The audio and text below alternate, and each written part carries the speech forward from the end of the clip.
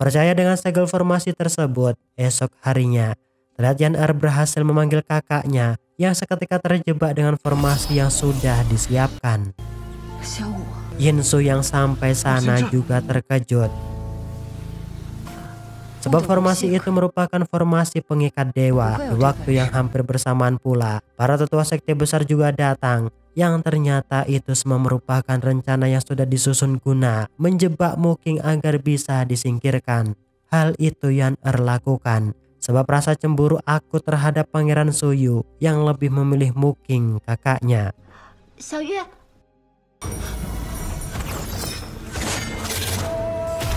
Tentu mungkin terluka parah dengan formasi tersebut. Yang bahkan Yinsu kaget sebab kekuatan sumber spiritual dan jiwa pil emas di dalam tubuh Mu Qing sudahlah tiada. Tak peduli dengan itu, para tetua sekte bersama menyatukan kekuatan untuk mengaktifkan formasi pemusnah 9 tingkatan. Tentu Mu Qing tak mampu menahan kedahsyatan kekuatan formasi tersebut, yang bahkan kekuatan ilmu budidaya Yinsu sama sekali tak ada gunanya.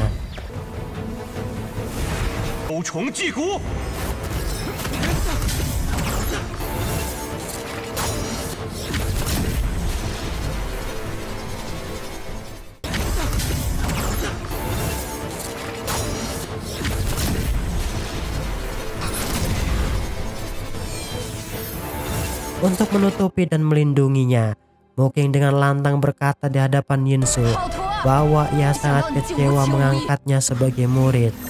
Hal itu sengaja Mu Qing katakan agar 4 tetua sekte besar tidak menyerang atau membunuh Yinsu.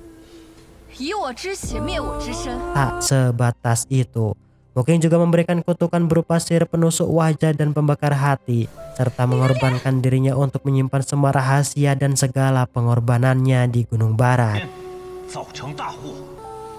Tak ingin menyanyiakan momen tersebut, Yan Er berusaha menyerap energi spiritual kultivasi kakaknya.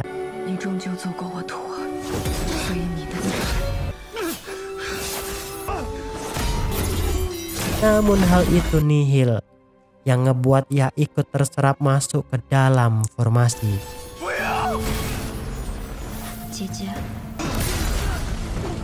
Tentu dalam waktu sekejap tubuh Nonakin mulai perlahan melebur. Karena tak ingin gurunya benar-benar musnah,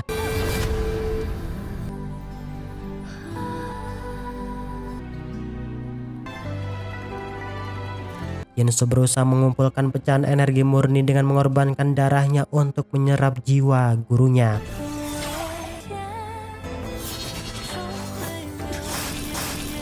Dalam kesedihan dan penyesalan yang amat mendalam,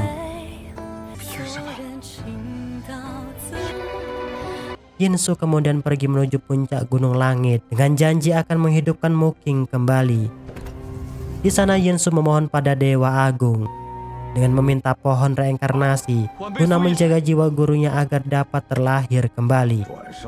Tentu di sana Yinsu harus berjuang mencapai puncak ujung tangga dengan risiko 99% gagal.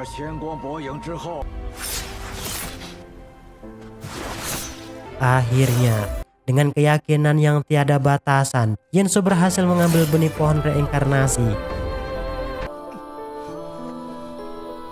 yang kemudian ia bawa menuju Gunung Jue sambil mengeluarkan inti jiwa Mu Qing dan Yan Er yang tercampur menjadi satu. Di sana Yinsu kemudian menyalurkan segala ilmu budidaya spiritualnya untuk menumbuhkan pohon reinkarnasi. Dan benar saja, berkat Yinsu, terlihat pohon reinkarnasi sudah mulai berbuah. Agar buah tersebut memiliki jiwa yang sempurna, Yinsu akan menunggu selama 18 tahun lamanya untuk menjaga Mu Qing lahir. Yinsu juga mengeluarkan sebagian kekuatan spiritualnya yang ia transfer di helai ranting pohon. Tujuan tersebut agar ketika Mu Qing lahir tidak ada orang yang mengenalinya.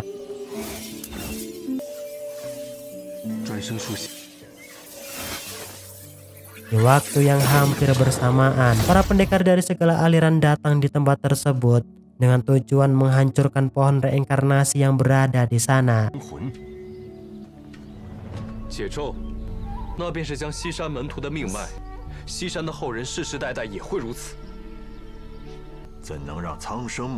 Yinsu yang dibuat kesal, terlihat ia seketika menantang mereka semua untuk bertarung hingga akhir menutup mata.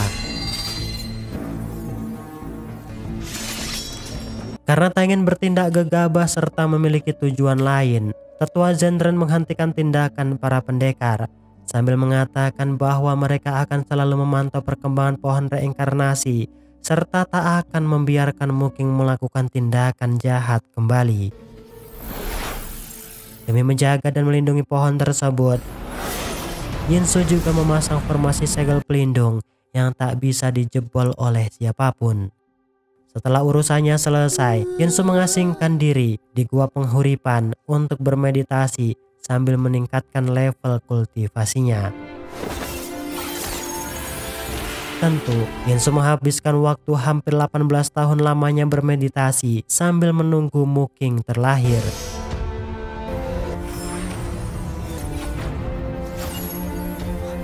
Nah, disinilah kita kembali di masa sekarang, yang mana Muking sudah berhasil bereinkarnasi. Dari sini kita juga diberitahu bahwa alasan Muking memberi kutukan pada Yinsu demi menyembunyikan mata penutup mulut agar selamat dari 4 tetua sekte besar. Tak selang lama, mereka juga dikejutkan teriakan Nonaran yang merintih kesakitan. Hal itu ternyata efek segel pelahap jiwa yang sengaja ditanam Yan-Er demi menyerap kekuatan spiritual kakaknya. Karena tak ingin gurunya dirugikan, pendekar Zeng mencoba musnahkan segel tersebut. Namun hal itu nihil dilakukan, sebab segel pelahap jiwa sudah menyatu di dalam jiwa Nonaran. Satu-satunya cara yang dapat mereka lakukan yaitu dengan meningkatkan kekuatan spiritual Nonaran secepat mungkin. Sehingga cerita keesokan harinya terlihat Nonaran menghampiri Yinsu. Di sana ia sadar bahwa tindakan yang dilakukan Yinsu selama ini hanya untuk menjaga dirinya. Bahkan Nonaran berkata setulus hati akan mengikuti dan mendengarkan segala perintah Yinsu gurunya, serta berjanji tak akan meninggalkan perguruan Gunung Barat lagi. Nah, sejak saat inilah Nonaran mulai nyaman menjalani kehidupan di perguruan Gunung Barat serta semangat berlatih kultivasi bersama para murid yang lainnya. Selain berlatih kultivasi, Nonaran juga sering bercerita pada Yinsu akan masa kecilnya di saat hidup di desa Talo. Di waktu itu juga, Nonaran membuat masakan spesial untuk gurunya seusai melakukan meditasi. Nah, berkat masakan buatan Nonaran, terlihat kutukan penusuk wajah dan pembakar hati yang diderita Yinsu seketika hilang.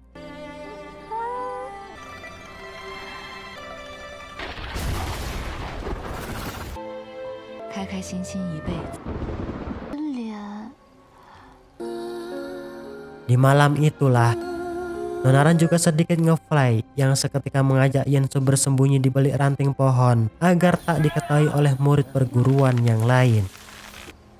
Di saat hilang kesadaran, tiba-tiba Yinsu dibuat terkejut sebab Nonaran bisa masuk ke bawah alam sadarnya. Karena ingatan serta jiwanya yang belum sempurna, tentu Nonaran belum ingat siapa Yinsu serta siapa dirinya. Singkat cerita, keesokan paginya, Nonaran diperintah untuk berlatih meditasi di kolam teratai putih. Tujuan mereka tak lain untuk menghancurkan segel pelahap jiwa sebelum reinkarnasi wujud Yan-Er terlahir. Namun lagi dan lagi, tindakan tersebut nihil mereka lakukan. Di sana Yinsu mulai paham jika segel tersebut hanya Yan-Er yang dapat melepasnya. Karena tak ingin bertindak gegabah, Yinsu dan pendekar Zeng akan melihat ambisi serta bagaimana Yan-Er dalam bertindak ke depan. Dan benar saja, esok harinya terlihat Yinsu dan pendekar Zeng tiba di Gunung Jue untuk menunggu kelahiran Yan-Er. Di waktu bersamaan terlihat para tetua sekte besar juga tiba di sana. Tentu kedatangan mereka tak lain untuk menghakimi Muking atas kejahatan 18 tahun silam, serta di mana dirinya menyembunyikan energi spiritual. Di sini siasat Yinsu tentu berhasil menyembunyikan kelahiran Yan-Er dengan mengatasnamakan Muking. Siasat tersebut Yinsu lakukan agar Yan-Er merasakan bagaimana menjadi Muking yang sebenarnya. Tentu, keinginan tersebut dapat Yan Er capai dan rasakan.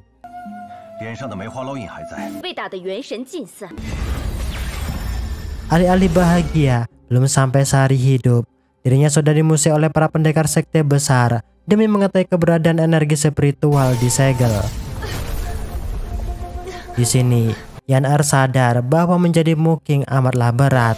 Untuk lebih membuat yakin para pendekar, Zheng Yi juga berhasil mengelabui dengan menunjukkan aura energi pil emas serta 5 akar energi spiritual di hadapan mereka. Sesuai dengan siasat, di sana Yin Su juga meminta Muking untuk dapat melepaskan kutukan yang sudah ia derita selama 18 tahun. Melihat tindakan tersebut, membuat para tetua sekte besar dapat memaafkan kesalahan yang diperbuat Muking di masa lalu.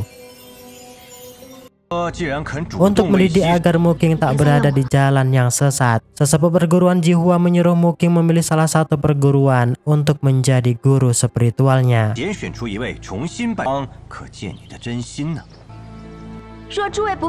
Awalnya, Muking memilih perguruan Gunung Barat.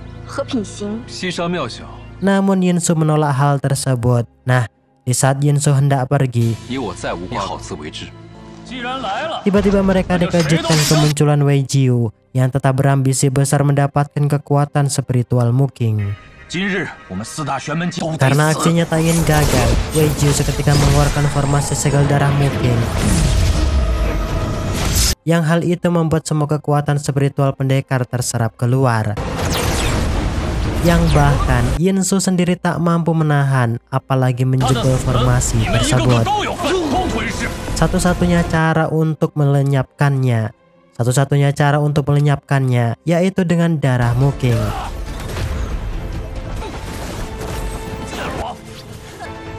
Tentu, Yan Er bingung dengan kondisi tersebut sebab ia bukanlah reinkarnasi jiwa kakaknya.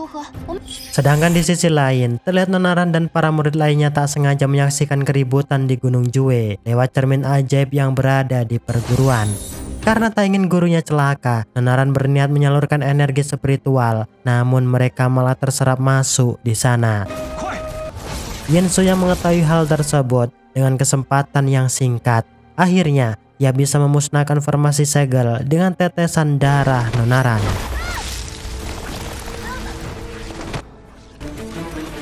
Melihat hal itu tentu Yan Er bangga sebab ia mampu menghancurkan formasi segel yang padahal bukanlah spiritual miliknya.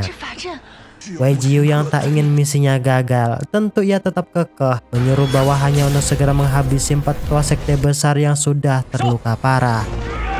Tak mau hal itu terjadi, Yin Su kembali menjadi tameng pelindung serta membujuk Wei Jiu dengan menampakkan kunci menuju alam iblis. Karena benda tersebut lebih berharga, Wei Jiu bersedia melepaskan para pendekar 4 perguruan serta Yin Su meminta pada Wei Jiu untuk tak mengusik Muking kembali.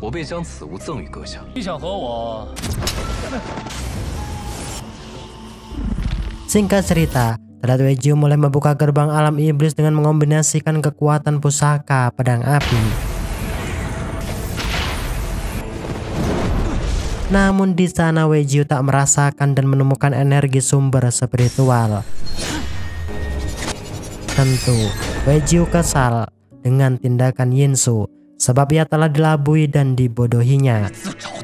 Tak selang lama malam harinya, terlihat Wei Jiu dan pasukan berencana datang ke perguruan Gunung Barat untuk memberi pelajaran pada Yin Su. Belum sampai di perguruan, Yin Su yang memiliki siasat lebih matang, akhirnya ia berhasil menjebak Wei Jiu serta berhasil menyerap separuh energi spiritual yang dimiliki Wei Jiu.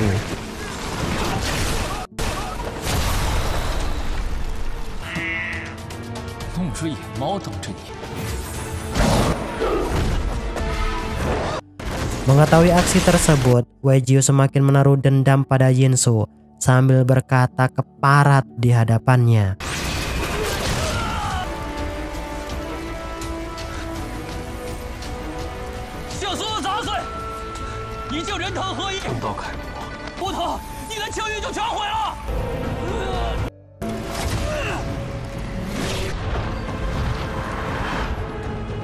Tak berselang lama esok harinya, Nonaran mulai bertanya terkait hubungannya dengan pohon reinkarnasi.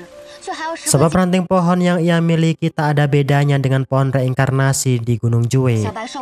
Yinsu yang tak ingin Nonaran terlibat dalam urusan dunia persilatan lagi. Di sana Yinsu berkata bohong dan tetap menyembunyikan jati diri Nonaran.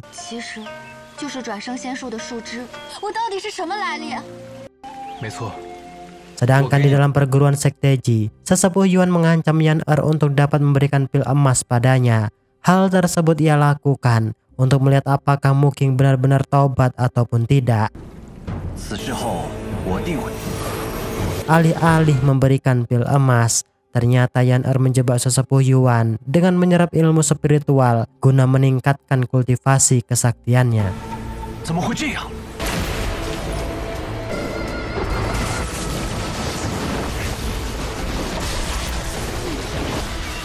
Di waktu yang hampir bersamaan terlihat para murid Sekte Ji datang.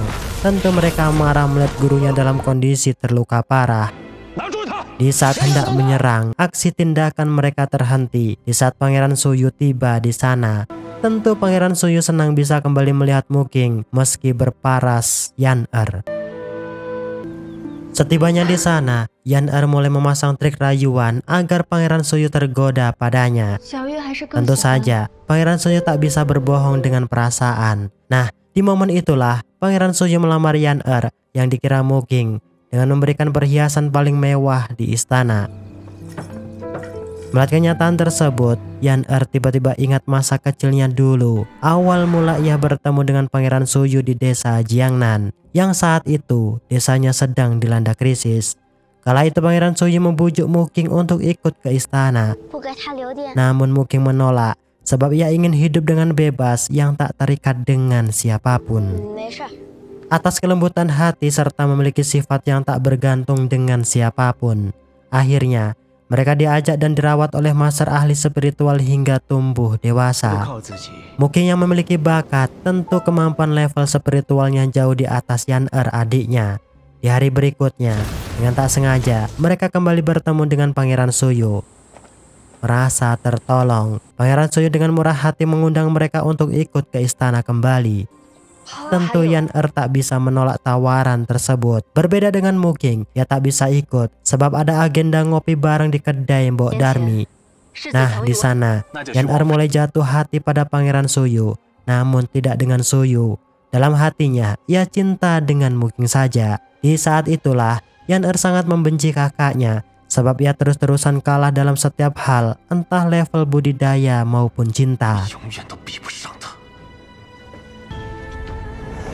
Singkat cerita, Weiju berhasil memulihkan budidaya kekuatan spiritualnya tanpa batas waktu. Weiju kembali turun gunung untuk mencari titik keberadaan energi spiritual. Bahkan di Gunung Barat, terlihat pendekar Zeng membawa Nonaran di lembah hutan terlarang bertujuan untuk melatih meningkatkan kultivasi selama 6 bulan ke depan.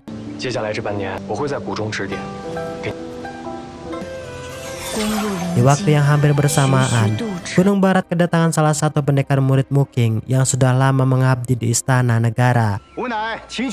Di sana Qin Ji memberitahu Yinsu bahwa pasukan yang ia pimpin banyak hilang dan tewas secara misterius.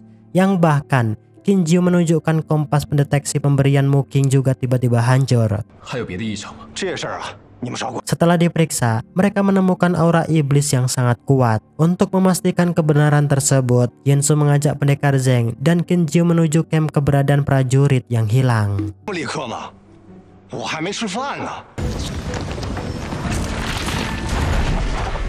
Nonaran yang sudah selesai bermeditasi, mereka kemudian diperintah turun gunung untuk berlatih langsung dengan segala hal yang berkaitan dengan urusan manusiawi. Di saat berjalan tanpa arah, tiba-tiba mereka dihampiri salah satu warga desa. Laporan tersebut, Nonaran dan ketiga murid Gunung Barat bergegas pergi untuk melihat kebenarannya. Dan benar saja, setibanya di kamar mayat, Nonaran berhasil menemukan titik terang jika kematian tersebut ulah siluman ganas yang diduga muncul dari dalam danau.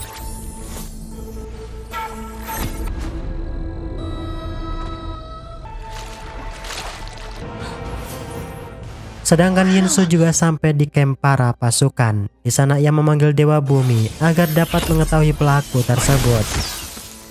Setelah diselidiki, ternyata pelakunya ialah sosok kucing hitam. Sontak Kinjiu tak percaya karena peliharaan kucingnya melakukan hal tersebut. Namun setelah membuktikan dengan menggunakan kertas jimat dari Nonaran, Kinjiu kembali menghampiri Nonaran. Di sana ia bercerita bahwa kucingnya tak melakukan penyerangan padanya. Di waktu yang hampir bersamaan pula, aura iblis pun muncul kembali. Di sana mereka bergegas pergi ke tepi danau, dan benar saja di sana terlihat salah satu prajurit yang hilang kesadaran. Meski berhasil menghentikan, tiba-tiba mereka diserang sosok siluman yang muncul dari dalam air. Karena kekuatan yang tak imbang, ketika murid Gunung Barat terhipnotis serangan siluman, yang untungnya Nonaran dapat mencegah aksi tersebut. Dalam kondisi darurat, Nonaran tiba-tiba ingat satu teknik serangan yang hal tersebut membuat siluman danau lumpuh tak berdaya. Efek jurus yang dikeluarkan Nonaran juga berimbas di tubuh Yan-Er. Tak lama Yinsu datang. Di sana ia terkejut dan merasa senang sebab ingatan Nonaran berangsur pulih. Karena pil emas Nonaran belumlah terbentuk sempurna, Yinsu mengingatkan Nonaran untuk tidak mengeluarkan jurus serangan itu kembali.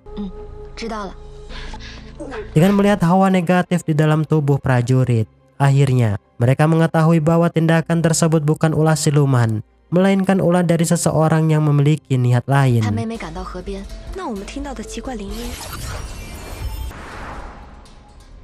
Di sisi lain juga terlihat Komandan Kinjiu terpengaruh hawa negatif.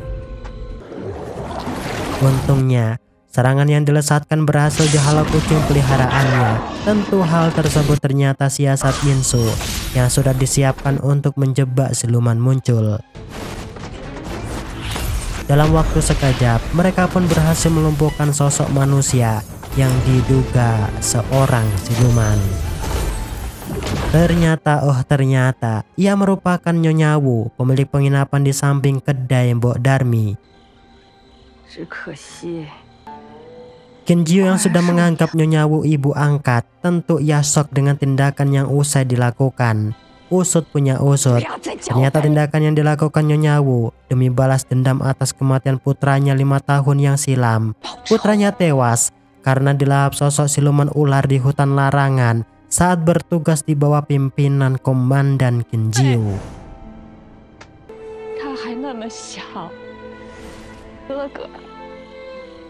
Karena masih dalam pengaruh sihir, Yinsu sengaja membuat pingsan agar bisa membawa Nyonya Wu di barak tentara. Di sana mereka menginterogasi Nyonya Wu agar buka suara siapa yang telah mengutus serta memberinya ilmu sihir. Namun Nyonya Wu tak mau membuka mulut sebelum ia melihat jasad anaknya yang telah dimakan siluman ular. Demi menemukan titik terang, Nonaran memutuskan pergi sendiri di hutan angker tempat keberadaan si siluman ular.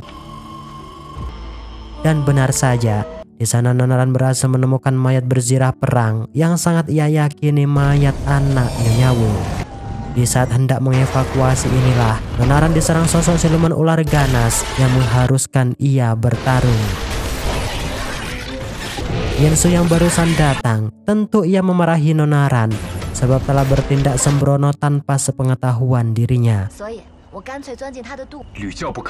Sedangkan di sisi lain, Yan-Er berusaha menginterogasi Nyonya Wu serta mengancam akan membunuhnya dengan memasukkan serangga beracun jika ia tak mau buka mulut. Bahkan Yan-Er juga ingin tahu asal muasal tanda simbol di balik leher Nyonya Wu. Karena didesak, Nyonya Wu yang hilang kendali, ia berusaha melawan. Namun apalah daya, Yan-Er yang kejam, akhirnya ia melesatkan serangan yang ngebuat Nyonya Wu binasa. Mengetahui aksi tersebut membuat Nonaran terpukul sebab ia telah gagal melakukan penyelidikan yang padahal ia berhasil menemukan jasad anak Nyonya Wu di hutan angker. Di saat Pangeran Suju mencoba menjelaskan peristiwa tersebut, namun tetap saja Nonaran menyalahkan mereka sebab telah bertindak sesuka hati. Meski sedemikian, Nonaran tetap melakukan penyelidikan di tempat penginapan. Terlihat Nonaran melakukan meditasi guna menemukan titik terang tanda simbol yang berada di leher Nyonya Wu. Dan benar saja, di sana ia mendapatkan wangsit dan segera menceritakan pada Yinsu bahwa tanda simbol tersebut berasal dari Sekte Sun. Yinsu yang mengetahui tindakan Sekte Iblis hendak mengumpulkan energi negatif demi menyerap energi sumber spiritual. Tak ingin itu terjadi. Yinsu akan berusaha lebih cepat menemukan titik keberadaan sumber spiritual dari mereka dengan mengajak Nonaran menemui teman lamanya. Singkat cerita, terlihat Yinsu sudah berada di Gunung Qinwei. Di sana Yinsu menanyakan simbol 7 iblis yang berada di punggung Nyonya Wu. Tak hanya itu, ia juga bercerita bahwa Sekte Sun sudah mulai mengumpulkan aura negatif guna menghancurkan segel sumber spiritual. Di sana Qin Yu memberi petunjuk pada Yinsu dengan berkata bahwa energi sumber spiritual berkaitan dengan Muking. Esok harinya, Yinsu mencoba melakukan pelacakan sumber spiritual dengan menyuruh Nonaran untuk berfokus tutup mata. Dan benar saja, Nonaran dan Yinsu akhirnya mendapatkan petunjuk letak titik keberadaan energi sumber spiritual. Wei Jiu yang juga berambisi tinggi, terlihat ia juga menjalin kongsi dengan Yan yang masih ia kira sebagai Muking. Di sana Yan akan memanfaatkan Wei Jiu demi menemukan reinkarnasi sosok Muking yang sebenarnya.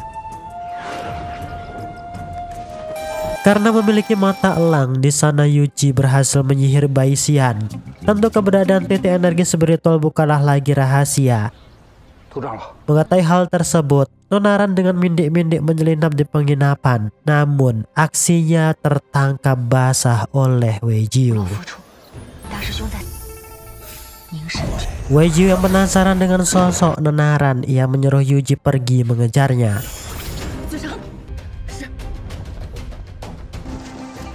Karena tak mungkin terus-terusan berdiam dan sembunyi. Akhirnya Nonaran dan kedua kerabatnya melakukan perlawanan.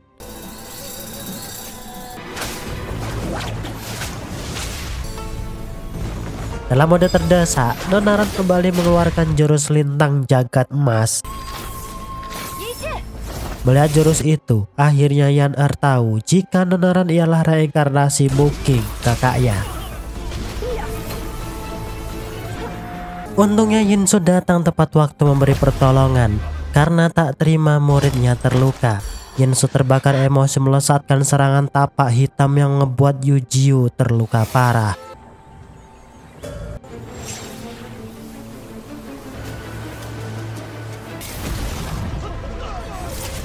Sedangkan di dalam istana, Pangeran Suyu mulai merasakan hal aneh pada Muking. Ia mulai curiga jika Muking yang bersamanya bukanlah sosok jiwa Muking yang asli. Yan yang identitasnya tak lagi aman. Di sana ia kembali menemui Wei Jiu sambil memberitahu mengatakan bahwa Nonaran merupakan reinkarnasi jiwa kakaknya. Singkat cerita, esok harinya terlihat Yinsu dan ketiga muridnya sudah bersiap menuju desa Pusin untuk menemukan titik keberadaan energi sumber spiritual. Begitu halnya Pangeran Suyu. Mereka juga bergegas menuju desa Pusin untuk mencari pasukannya yang tiba-tiba hilang tiada kabar. Dan benar saja, dari perjalanan yang amat panjang, akhirnya mereka sampai di gerbang pintu masuk desa Pusin. Di sana Yinsu merasakan hawa negatif yang kuat yang secara bersamaan mereka dikejutkan seorang warga yang tiba-tiba meminta mereka untuk segera pergi. Karena masih bingung dengan kondisi desa Pusin yang sepi, mereka memutuskan untuk singgah di penginapan Mbok Darmi.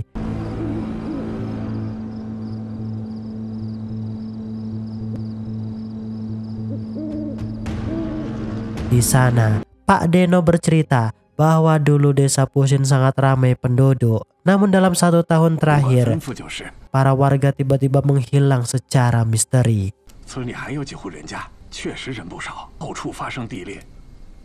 Untuk mengetahui lebih lanjut, Yinsu mulai bergegas menuju tempat yang diduga memiliki energi kuat.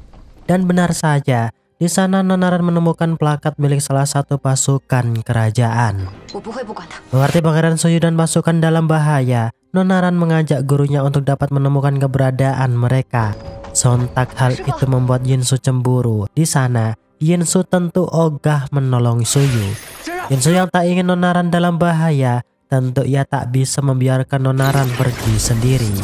Dan benar saja, di gua bawah tanah, mereka menemukan pasukan kerajaan serta Pangeran Suyu yang sudah tak berdaya. Namun dengan tiba-tiba mereka dikejutkan kemunculan monster ular tanah bermata ungu. Karena berada dalam tanah, tentu kekuatan spiritual mereka tak bisa berfungsi. Nah, disinilah dengan tak sadar, ternyata monster tersebut mampu menyihir mereka untuk diserap kekuatan spiritualnya.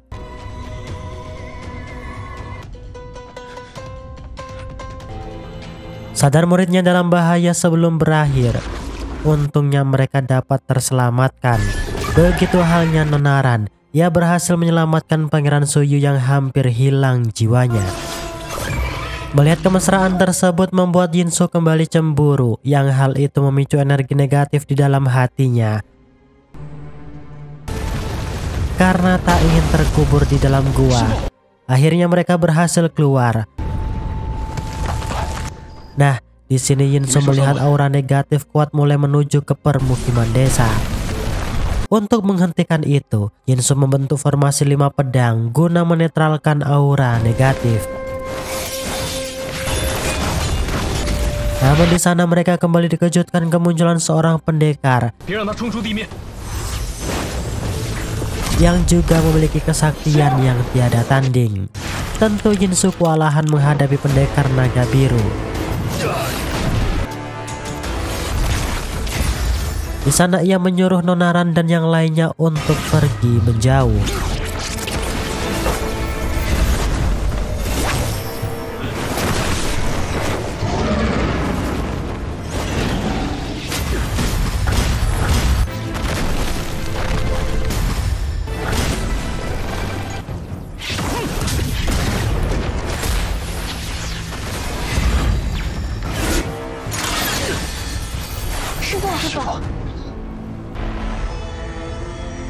Singkatnya, di saat hendak istirahat, Nonaran menemukan kotak rahasia yang berisikan catatan tentang sosok pendekar hebat yang bernama Ye Xin. Tentu catatan itu milik Mu Qing sendiri di kehidupan sebelumnya. Tak selang lama, mereka dihampiri pendekar wanita asal sekte naga biru yang bernama Ming Chan. Di sini ia memberitahu bahwa yang usai menyerang mereka ialah suaminya. Meng Chan yang mengetahui rencana suaminya, ia akan membantu Yinsu dan yang lain menemukan titik sumber formasi 9 pedang.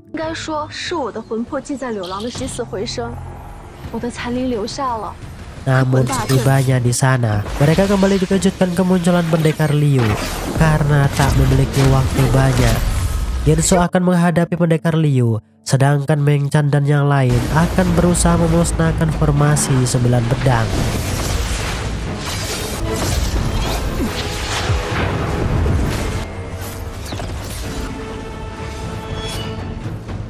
Nah, di sana Suyu makin yakin dan percaya setelah melihat pusaka pedang King Ming mengakui tuannya. Tentu pusaka itulah yang dipakai Mu Qing untuk menyegel kekuatan sumber spiritual tempo dulu.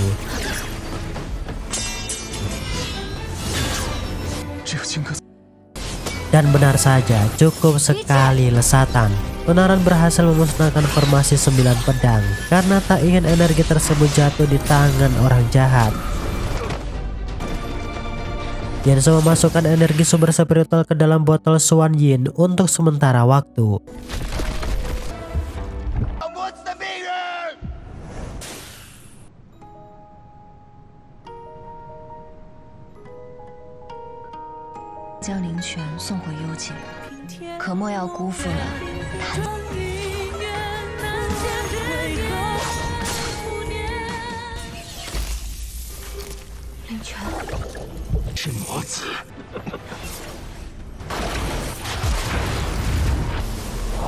你把身体交给我就。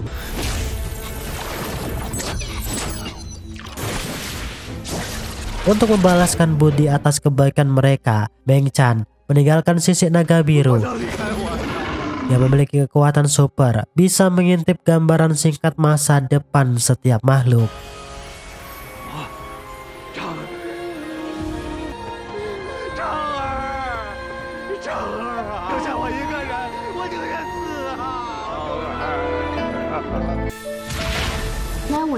Meski urusannya selesai, di sana mereka kembali menghadapi Wei Jiu dan Yan yang usai melesatkan formasi segel 9 tulang. Melihat semua nyawa murid dan nonaran dalam bahaya inilah, Yinsu kembali menggunakan kekuatan energi sumber spiritual untuk menghancurkan formasi tersebut. Tentu hal itu membuat Yinsu hilang kendali, yang untungnya ia dapat sadar setelah mendengar teriakan dari nonaran.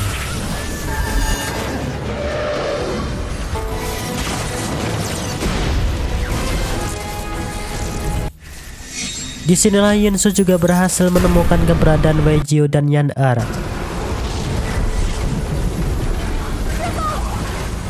Karena tak ingin mati konyol, Wei Jiu berhasil kabur dari sana. Sedangkan Yan berhasil dijerat oleh Yinsu. Di sini Yinsu kemudian mengancam Yan agar ikut dengannya di perguruan Gunung Barat, serta bersumpah untuk menyembunyikan identitas nonaran dan tetap berperan sebagai muki. Melihat kedatangan gurunya, di sana nonaran sedikit cemburu dan mulai berpikir jika gurunya memang benar-benar suka pada leluhur Muking. Yang padahal misi Yinsu mengajak Yan demi menghapuskan racun jiwa yang berada di dalam tubuh nonaran. Karena tak suka serta tetap menaruh dendam di Gunung Barat, Yan tetap berusaha mencelakai nonaran. Namun aksi tersebut nihil ia lakukan. Terlebih spiritual nonaran juga lebih tinggi darinya. Sedangkan di dalam gua petapaan, terlihat Yinsu berusaha mengeluarkan energi sumber spiritual yang ia serap agar dirinya tak dikendalikan lagi dengan kekuatan iblis.